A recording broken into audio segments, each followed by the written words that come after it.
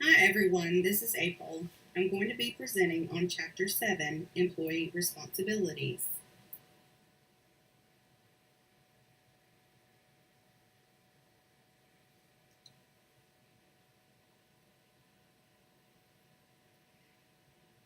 I have a summary here on what Chapter 7 is all about. I'm going to try to touch a little on each subject so that you will be able to receive a little overview about each of them. Of course, I know all of you have read the chapter, so if I missed something, please feel free to let me know.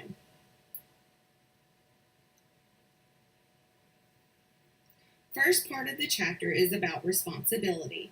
My rights determine what is owed to me by others, but what do I owe others? In other words, I have a contract with my workplace to come to work each day, but what are they going to give me in return besides a paycheck?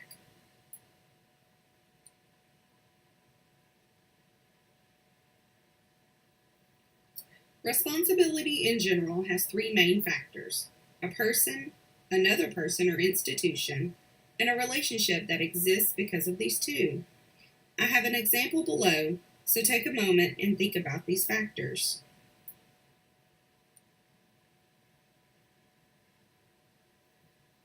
Subchapter 7.2 discussed employees as agents.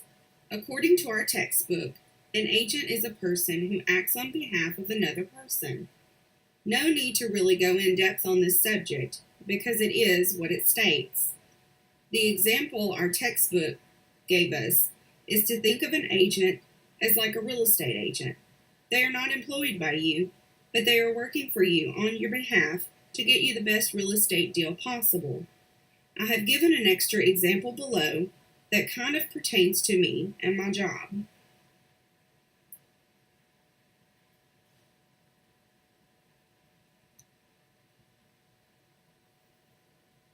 Subchapter 7.3 discusses the gatekeeper watchdog function. Gatekeepers are more or less mediators. They act as a link between different people, entities, and try to bring about agreements between the two. These people are usually hired and paid by the people that are chosen to watch over them.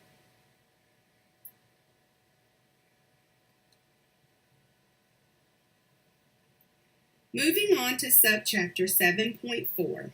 This chapter covers the managerial responsibilities and conflicts of interest. So why are there managers in a workplace?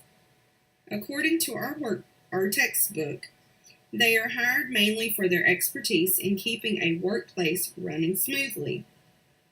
They are in the mindset of doing what is best for the company they work for, no matter the cost. On page 161, it states that the ethical and competent manager will impose costs, make decisions that serve the end of maintaining a physically stable enterprise. Conflicts of interest may arise when managers take their personal interests, and it may interfere with their professional judgment over a certain situation.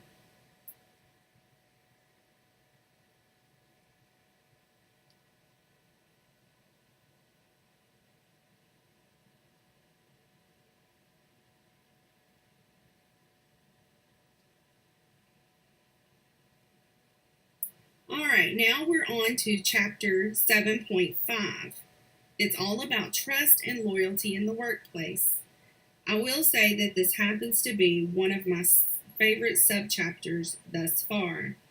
It starts off by talking about trust and how managers need to establish that trust with their employees by holding themselves at a professional level.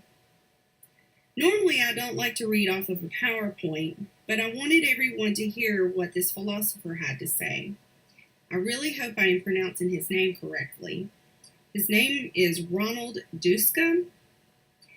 His argument is that employees do not have to be loyal to their employers because loyalty only happens when each party is engaged in a common benefit.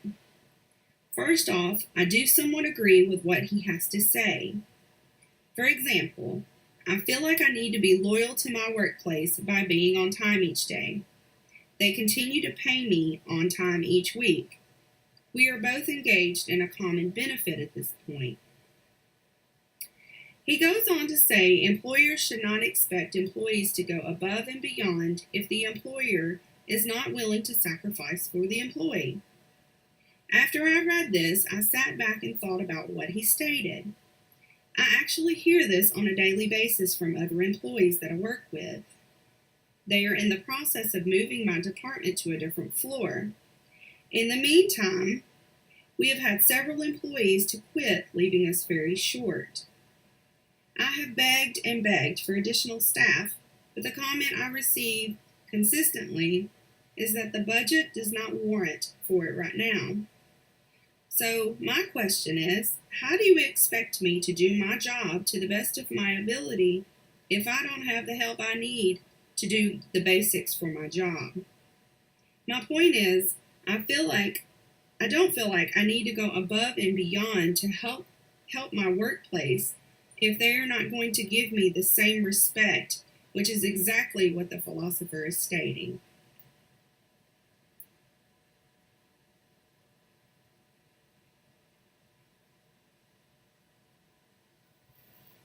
Subchapter 7.6 talks about honesty, whistleblowing, and insider trading. Albert Carr was a businessman in the 1960s. He had an argument where he compared honesty to a game of poker.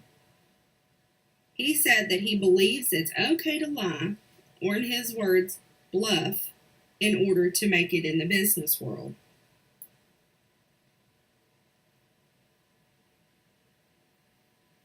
All right, now we are on to whistleblowing. Philosopher Richard DeGeorge states that he thinks that if people meet 3 certain conditions, that whistleblowing is ethically permissible. The first is that there must be a real threat of serious harm. The second is that the whistleblower should first seek to prevent harm by going to someone internally. Third is that the whistleblower should exhaust all internal procedures for preventing harm. So in other words, he wants the person to make every single effort possible before basically tattletelling. I still think this will do more harm than good to be a whistleblower. I know there are laws out now preventing backlash, but I wouldn't want to try it out.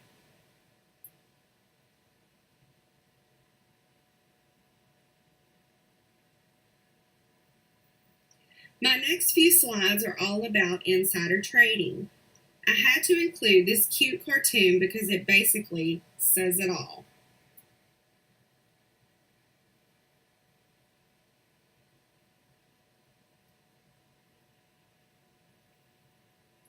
Now we are going to move on to my discussion case that I chose.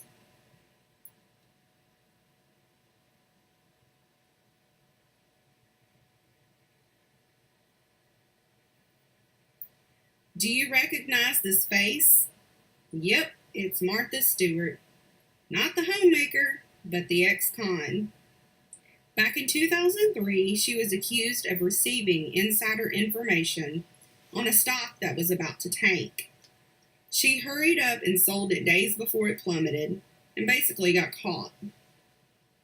After reading up on her, I found that she sold her stocks for a measly $45,000.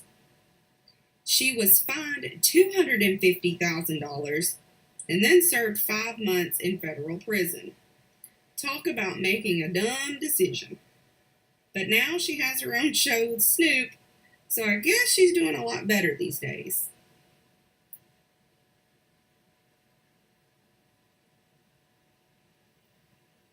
Now we are going to see a little video that I found that talks a little bit more about insider trading.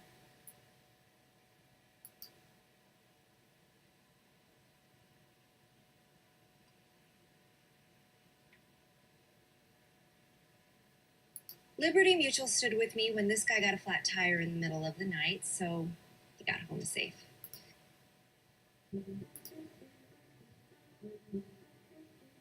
In 2015, Martha Stewart's main brand name sold for just a fraction of its original worth.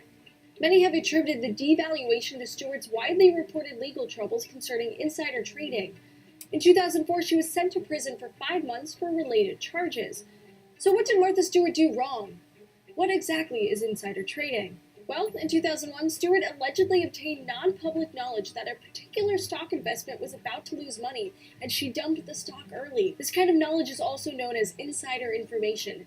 It is only available to high-level executives or major shareholders in a company known as corporate insiders. While corporate insiders are allowed to trade any stocks, they must register potentially conflicting trades with the Securities and Exchange Commission. It's illegal to use insider information to profit from potential stock changes. This disadvantages public stockholders and betrays investor trust, which is vital to the health of the stock market. However, just because insider trading is illegal doesn't mean people don't still do it. There are usually huge amounts of money on the line, and the risk of getting caught is often very low. A study cited by the New York Times in 2014 claims that a quarter of all public company deals involve some kind of insider knowledge. The SEC has limited resources, so they only pursue the largest and the most legally viable cases. They can also be slow to respond to reports of illegal activity, taking more than 2 years on average to announce litigation. Additionally, many criminal charges aren't legally viable because the divide between intentional insider trading and pure coincidence is often murky. Many traders simply claim they got lucky to have sold off their stock before it devalued. This gray area is one of the reasons that Martha Stewart was never actually convicted of insider trading itself. She went to prison because she was caught lying to federal investigators about her role in the scandal. The SEC does its best to monitor suspicious trades. They act on tips or complaints, and they have market surveillance tools that track when large purchases or sales of stock happen. If they do make a conviction, any insider tip givers or tip receivers can get 25 years in prison. Individuals may also be fined up to $5 million, and companies may be fined up to $25 million. The largest aggregate fine for insider trading in history happened in 2014, where multiple guilty parties working with a hedge fund group faced penalties totaling $1.8 billion. Insider trading is one of the most common white-collar crimes, perhaps because it often seems to be victimless. But a prominent U.S. attorney involved in many Wall Street executive prosecutions says nothing could be further from the truth. The market is a victim.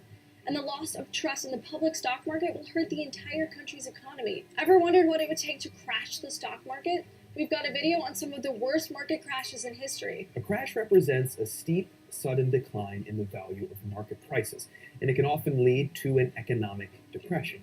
Thanks to everyone for watching TestTube News. Please subscribe to get new videos every day of the week.